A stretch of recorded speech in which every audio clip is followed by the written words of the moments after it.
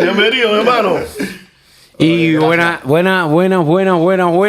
Un saludo para los que nos escuchan desde la plataforma de Latinísima. También queremos decirles que estamos en Roku, estamos en YouTube, estamos en Euforia, estamos en todas las plataformas de internet. Hoy es una tarde de rumba y bongo. Conmigo, Andrés Manuel, alias el Chino. Bienvenido a nuestro programa, Andrés Manuel. Creo que lo debíamos. Mire, saluda al público. Gracias. Un placer, qué rico tener aquí a mi amigo Andrés Manuel el Chino, excelente bongocero. Bueno, pero también quiero saludar a todos los radioescuchas y a todas las personas que nos ven online a través de todas las plataformas. Un saludo para todos y como siempre les digo, síganos para que puedan ver estos programas maravillosos que estamos haciendo. Sí, denle a la campanita, denle like para que crezca la familia. La familia. A ver si nos vamos a ir ahí. Sí. Muy bien, agradecido. Bueno, ustedes pudieron disfrutar del inicio de nuestro programa, una ejecución magistral de su instrumento. Y entrando en caja, entrando en materia, entrando en rumba, coméntame, estudios musicales, Andrés Manuel. Bueno, yo cursé estudios en la escuela de Ignacio Cervantes. En mi generación, ¿no? Lo que tuve yo, acceso. Cuando aquello había que tener, para poder ser músico, había que tener una evaluación, o estar en una banda, o en esa etapa, en ese tiempo. Y entonces no me quedó más remedio que entrar de utilero en el grupo de mi papá, y hacía las dos cosas. Era el utilero del grupo de mi papá, y me sacrificaba e iba a la escuela, a la Cervantes, superación profesional, que aquí en Miami hay muchos músicos que pasaron por esa escuela también. Sí, esta escuela también, si era como un after school, una escuela después... Sí, qué bueno. Ahora, déjame hacerte una pregunta. Escuché que hacías la dualidad, estudiabas y estabas en la banda de tu papá. Quiere decir que te formaste en un ambiente musical en el hogar. Familiar. Desde niño, familiar. Sí. Ya antes yo abrí los ojos ya estabas escuchando música. ¿Esa banda de qué género era? ¿A qué se dedicaba esa banda? Papá, música popular. Popular. Salsa. Música cubana. Música cubana fundamentalmente. En aquel momento no había salsa todavía, ¿verdad? No, bueno, La palabra, pero ya se hacía. Existió, es lo mismo, son salsa, todo. Qué bueno. En algún momento te invitaremos a dialogar sobre el tema. Tenemos pendiente un análisis musicológico sobre el tema. Ahora bien, recorriendo el camino, te formaste como músico, estuviste en la banda de tu papá, y de esa etapa, ¿qué recuerdas con mayor importancia? Esa etapa, ¿cómo influyó en tu formación musical? No sé, la disciplina, los temas que se manejaban, ¿cómo transcurrió esa etapa en tu vida? Hermano, lo que yo más recuerdo de esa etapa era que cuando los músicos se iban yo tenía que recoger los instrumentos. Era lo más pesado. Era lo más fuerte que se hacía. Bueno, aquí es casi igual. Eso es lo que más, una cosa que más extraño de Cuba. Me dio tremenda formación porque ahora mismo nosotros somos utileros, casi sonidistas y músicos a la misma vez. Entonces me dio tremenda formación. No tenemos miedo porque percusionistas siempre tienen que estar cargando. Entonces diríamos que en esa etapa recibiste una buena formación laboral, una buena formación de conceptos, del trabajo del percusionista, como decían ustedes ahorita, percusionista, utilero. Ahora bien, me gustaría que me hicieras una referencia a la música de esa época, cómo se llevaba, cuáles eran los principios fundamentales, tal vez a la hora de ejecutar, la dirección musical a que estaba encaminada, si al bailador, a los temas, cómo se manejaba, no sé, ¿de qué año estamos hablando? Estamos hablando de los 70. Yo nací en el 68. En el 68, o sea que estamos hablando de los años 70, 80. 70 y pico. 70 y pico, 80. 80 y pico, 90. Coméntame del ambiente musical de esa época. Yo tuve la suerte de escuchar muchas bandas en Cuba, porque mi papá era administrador. Es una posición que ya no, en la orquesta no se utiliza. Pero bueno, era el que dominaba el control del dinero. El pago. Los pagos. Tenía que ir con él a la empresa a buscar ese dinero y después repartirlo. En mi casa se ensayaba. Pero bueno, yo tuve la oportunidad de escuchar muchas bandas, porque cuando yo estaba de vacaciones, en el receso escolar mío, yo me iba con mi papá para las provincias, a los carnavales. Él me llevaba. Y entonces allí yo veía a todas las bandas. En aquel tiempo, cuando tú escuchabas una banda, tú decías, esta es tal banda. Sí. Esta es más guapa. Todos tenían su sello. Todas tenían un sello, una sonoridad diferente y tremenda calidad. Sí, mira. Estamos hablando de los conjuntos. Estamos hablando de las orquestas típicas. La charanga, sí. Estamos hablando de la charanga. Estamos hablando de los centetos. Estamos hablando de una diversidad de música. O de músicos cubanos y de música. Y ahí entonces es donde yo veía lo que me interesaba a mí, que era la percusión, a los percusionistas de aquella época, que era muy bueno. Sí, yo creo que tú has referido un concepto que para mí es muy importante, y en el intercambio con otros músicos y con el propio Miguelo, que siempre estamos dialogando, o sea, yo siempre tratando de aprender. Hay algo que para mí es clave a la hora de evaluar una época, un conjunto, una orquesta, es el timbre, es el sello. Porque ha habido una tendencia, no solo en Cuba, en el mundo también, a estandarizar la música, y pudiera ser, digo yo, ustedes me ayudan en eso, por un problema de mercadotecnia, por la tecnología, por lo que sea. Hay mucha gente que se parece, hay mucha gente que lo hace casi todo igual. No estoy generalizando, ¿eh? Hay quien marca la diferencia. Entonces yo creo que en aquella época, por las razones que sean, existía eso, existían los sellos, existían las sonoridades, incluso orquestas que trabajaban el mismo género, ya fuera cha-cha-cha, ya fuera son, pero eran orquestas que tenían su sello y su timbre. Yo agradezco que tú te hayas referido a eso y que también Miguel constantemente me esté hablando de ese tema, porque me da una luz y una claridad sobre lo que se está haciendo. Ahora, quería irme a algo que para mí es muy importante. Cuando estaba estudiando, cuando estaba preparándome para abordar este programa, pude comprobar que tienes una trayectoria en diferentes orquestas cubanas de primer nivel. Coméntame tu experiencia con esas orquestas. Estamos hablando de Pachito, coméntame. Bamboleo. No por mala persona, ¿no? Sí, no. ¿Sabes? Es que está la oveja negra que no la quieren y la botan siempre. Sí, pero ese no es tu caso. Ese no es tu caso, lo sabemos. Yo estoy muy agradecido a la vida en haber pasado por todas esas orquestas. ¿Por qué? Porque me dio una experiencia diferente en todas. Y en cada una de ellas aprendí algo. Muy importante. Entonces, tuve la dicha de pasar por esas orquestas. ¿Cuáles son? ¿Puedes mencionarlas? Bueno, de las tantas, estuve en muchas, pero las más famosas así, Estuve con los maestros, con la orquesta de Enrique Jorrín, donde aprendí muchas cosas ahí que se desconocen. Los percusionistas deben de escuchar ese tipo de música, ese género, y abarcar, como profundizar, porque hay muchas cosas ahí, esa gente tiene su lenguaje. Sí, la charanga Los danzones, las cosas. Sí, Enrique Jorrín es el creador del cha-cha-cha. Sí, pero tocan danzones. Tocan danzones, claro. 400 y pico danzones hechos por Jorrín. Y el danzón no es fácil, ¿no? Y no es fácil de tocarlo. Parece fácil. Estuve con Pachito Alonso. Ahí aprendí muchísimo también, porque tú tenías que acompañar una vez una gira de 3 meses con el espectáculo Tropicana en todos los teatros girando por toda Italia, todos los teatros fundamentales, los principales de Italia.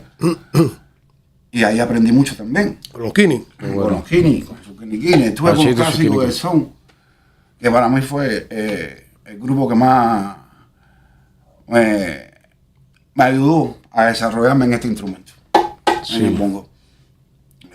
Estuve con Azúcar Negra, con Bamboleo primero, casi fundador de Bamboleo, fundador. Y de ahí entonces estuve con Azúcar Negra cuando se partió la manzana. En dos, sí, que Bamboleo. Ajá. Y con la mitad casi del grupo, fundamos Azúcar Negra.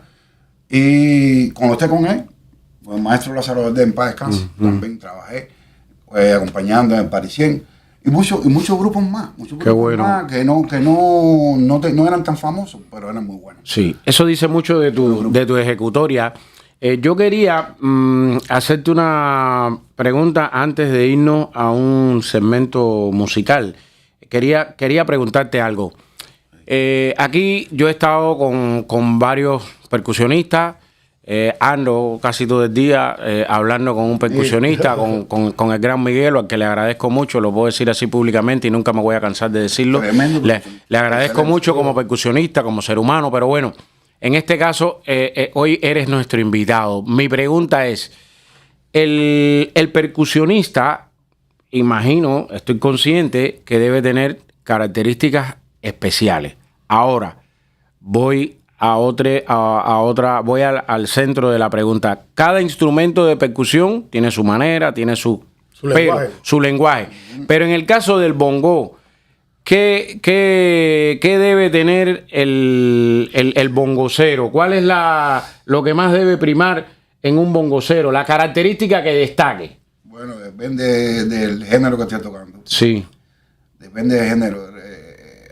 El problema es que hay muchos géneros donde tú puedes emplear el bongo. Está la bachata, está el bolero, está la salsa. El bongo viene del son primeramente. El son. No, y antes del son, el bongo viene de ¿cómo se llama? Del campo, viene de ¿cómo se llama este género? Changüí, el Nengón, de Changüí, de la Loma del Chivo. Son contemporáneos. De la Loma del Chivo. Ahí es pionero ahí. Empezó todo por ahí. Por ahí, sí. Por ahí. Muy bien. Pero bueno, la pregunta que tú me estás diciendo a mí, esto es un instrumentico que se las trae, porque es un instrumento de muchos conceptos. Sí. Exacto. Y se hace marcha e improvisa. Pero tienes que saber dónde improvisar también. Para que no perturbe, para que no choque, para que no te vayas por arriba arriba del cantante, por arriba de la orquesta, así. Tiene que, es como el quinto en la rumba. En la rumba. Tiene que llevar una secuencia. Hay un cantante, hay más instrumentos, pero el quinto va poniendo los golpes, o que el ejecutante, ¿no? El que ejecuta el quinto, pone los golpes de manera tal de que no moleste. Muy bien. Bueno, ese es mi concepto. Ok, es el momento, ponle tu concepto. Venga. Bueno, el chino tiene un concepto muy bueno que hoy queremos traerlo aquí al programa. Por eso está invitado hoy. Es invitado especial porque él tiene una manera especial de tocar el bongo de una manera como solista, tú sabes. No es para acompañar a nadie tocando esas cosas, pero sí, cuando tiene la posibilidad de hacer un solo, demostrarlo de esta manera. ¿Cómo, venga, chino? A ver, venga, la campana chino. Y el... necesito un amigo. Bueno. Necesito el mira, dale el pie, el tripié. Necesito el tripié.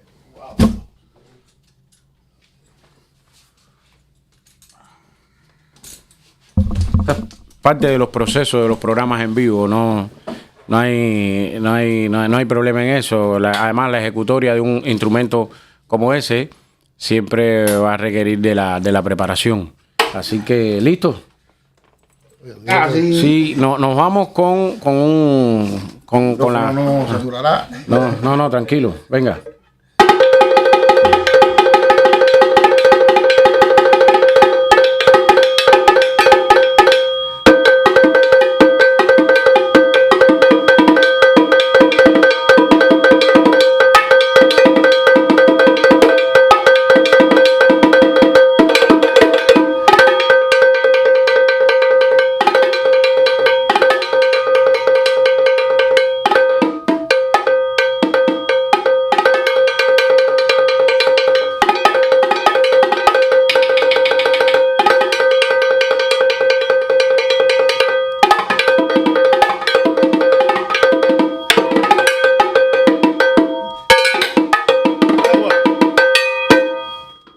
Oh, muy bien. Excelente, hermano. Me decía Miguel que es una forma auténtica, Muy particular. única, Muy particular sí. y personal de su ejecutoria. Bueno, después de este momento tan arriba, yo le voy a dar la palabra a Miguel para que haga... ¿Qué cosa, Miguel? La pregunta bomba. La pregunta bomba. Viene la bomba, bomba. Estamos relax. Estamos en tiempo. Y tú eres mi amigo. Bueno, la pregunta bomba hoy es: en la actualidad tenemos la posibilidad de tocar con cueros plásticos y cueros naturales. ¿Qué te gusta tocar más a ti? ¿Con cueros plásticos o cueros naturales? Estos son plásticos. A mí me gusta más lo natural. Lo natural es más bello y es más eficaz. Es natural. El sonido con que se inventó este instrumento fueron con membranófonos, fueron con parches de animales naturales. Eso es el sonido ideal para estos instrumentos. A mí igual Lo que para pasa que por un problema económico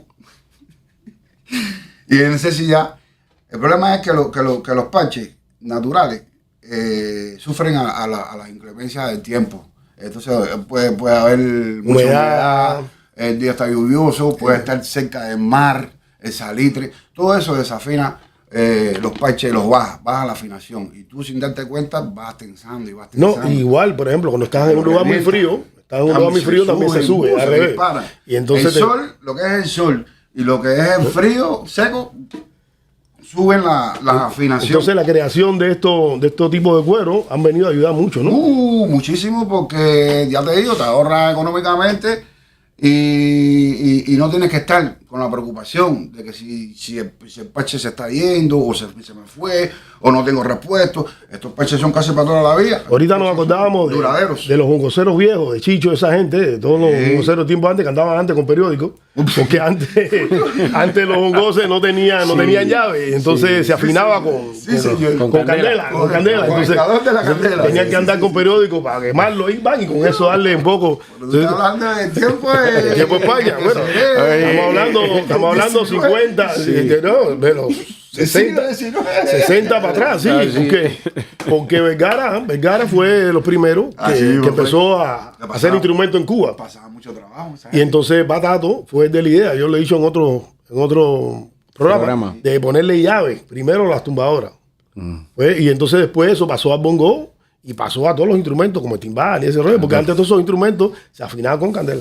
Sí, yo... Imagínate tú, discúlpame, aquí meterle candela. No, pero antes era así. Antes era así, tú sabes. No, yo, por ejemplo, cuando estaba echando pozo en el tiempo aquel, estaba lo que está allá, más allá, y tú veías echando todavía por allá afuera, echándole candela. Así, para poderle darle una afinación. Tenía que buscar el material con periódico, con papeles, con yo creo que ustedes han hecho una referencia muy importante y muy buena, que incluso antes de entrar al programa hablábamos del tema, ¿no? Porque en la vida todo tiene una historia. Yo recuerdo a los congueros de mi pueblo, un pueblo del interior, Florida, Camagüey, homenaje también para ellos, por ejemplo, la conga de Los Meras, la conga de Chacho, la conga de La Rosera, la conga de Agramonte. Era, antes de empezar el paseo, toda la tropa aquella dando candela a los bombos aquellos para que pudieran sonar, ¿no? Era una macera. Muy bueno, muy bueno. La humareda era muy grande. Muy bueno que hayamos hablado, porque la historia nos permite saber de dónde salimos y a dónde queremos ir. Por eso quiero preguntarle a Chino, bueno, aprovechando esa cobertura, ¿quiénes han sido los bongoceros que más han influenciado en tu estilo, en tu vida, para tocar este instrumento también? Hermano, el primero fue el bongocero del conjunto de mi papá. ¿Cómo se llamaba? Porque por Guido Guido. López, creo, algo así. Porque gracias a él yo soy bongocero. Él se iba a retirar y él le dijo a mi papá, dile al muchacho que vaya, yo no voy a ir, dile que vaya para que toque y eso. Y yo, bueno, estoy echando para adelante. Mi papá le pagaba y él no iba a trabajar. Y entonces yo hacía las dos funciones. Yo cargaba, Y armaba, tocaba, recogía y después el otro día para la escuela. Ya. Ah, pues estaba joven. Bueno, eso fue una influencia. También lo veía tocar a él. Pero hubieron muchos. Conrado, El Chino también, le decían el Chino. amigo de mi papá, íntimo. Sí, muy bueno, Chino. de Chapotín, con Cuní. Tenía un grupo moderno, algo así. Conrado, el Chino, José Antonio Espinosa, Pepe. No, mi Pepe compadre. también. Excelente. Hay muchos bongoceros. El bongocero de Benny Moré. Chicho. Qué bueno. Hay muchos bongoceros a los cuales yo le he prestado oído. La grabación de Arsenio Rodríguez. Sí, el hijo Chapotín. El hijo Chapotín. Entonces, esa gente son un bongocero. El estilo bueno, conjunto tipo. O sea, que estamos hablando de la crema innata Sí, de este instrumento. Pero también he oído a los puertorriqueños, a muchos puertorriqueños, a muchos. Todos los grupos de salsa de mi época yo lo escuchaba. Muy bien. Y este señor que todavía está vivo, Anthony Carrillo. Anthony, muy bueno, excelente amigo mío. Eso Saludos fue para lo que Anthony. me despertaron a mí, el hacer estas cosas. El buscar un estilo diferente, yo divertirme en mi instrumento, pero con una cosa, un estilo diferente, ¿no? Muy propio mío, ¿no? Yo me divierto cuando hago estas cosas. Muy bien. Quería preguntarte algo. Es evidente tu experiencia con el instrumento, las agrupaciones por las que has pasado. Refiéreme, ¿qué les recomendarías a los músicos jóvenes?